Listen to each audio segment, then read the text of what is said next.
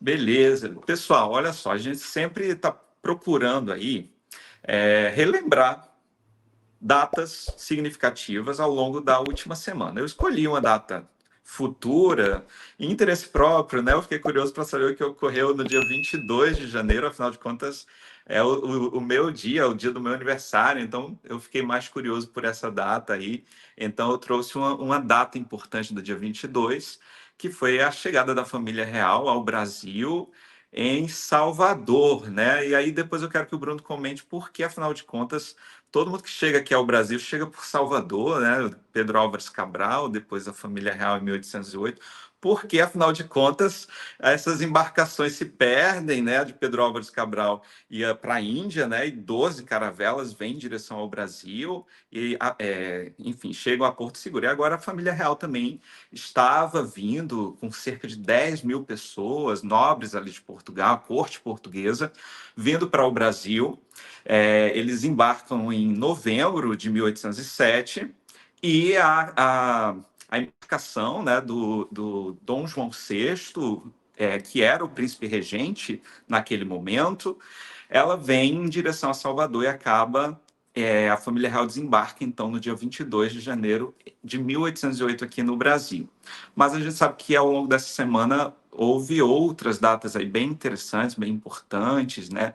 Liberdade religiosa ocorrendo hoje, né? Também São Sebastião, padroeiro do Rio de Janeiro. No dia 19 também foi uma data que eu acho interessante, porque foi quando foi inaugurado aqui no Rio de Janeiro o Memorial às Vítimas do Holocausto. Ontem eu tive visitando também esse memorial, ele completa um ano, né? Está completando aí um ano. Eu tive também assistindo a uma das vítimas do Holocausto falando. Então, várias datas bem significativas aí ao longo dessa semana.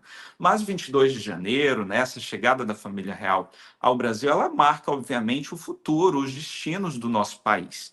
E por isso que eu acho bem interessante a gente sempre relembrar datas significativas como essa, e não só relembrar para saber os personagens, saber o contexto, entender um pouquinho dos dramas vividos, as dificuldades enfrentadas, porque não foi nada simples, nada fácil, né? Eles estavam praticamente fugindo ali do avanço napoleônico na Europa, né? Napoleão decreta em 1806 o bloqueio continental e as relações entre Portugal e a França vão se tornar cada vez mais difíceis, né?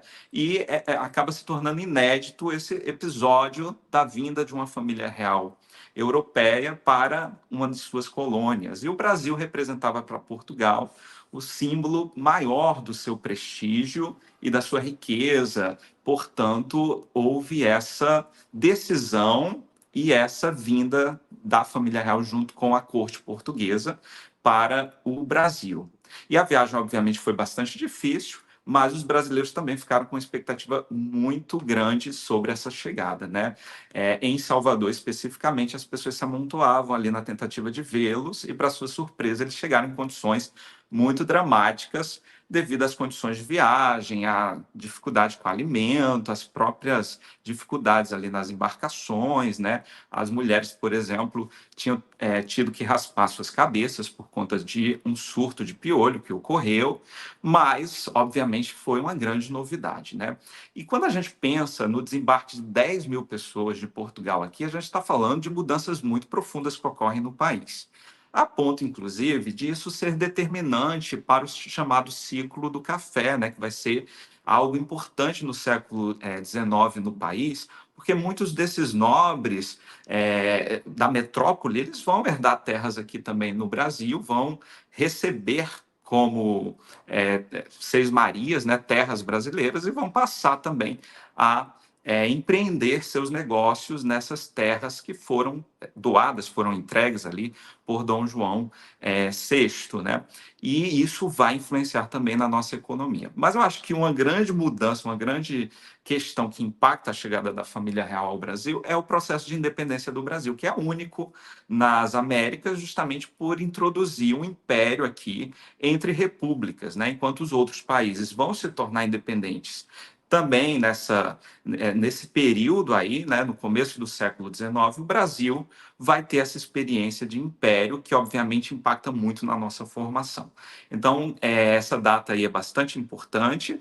6 dias depois, já no dia 28, Dom João decreta a abertura dos portos brasileiros às nações amigas.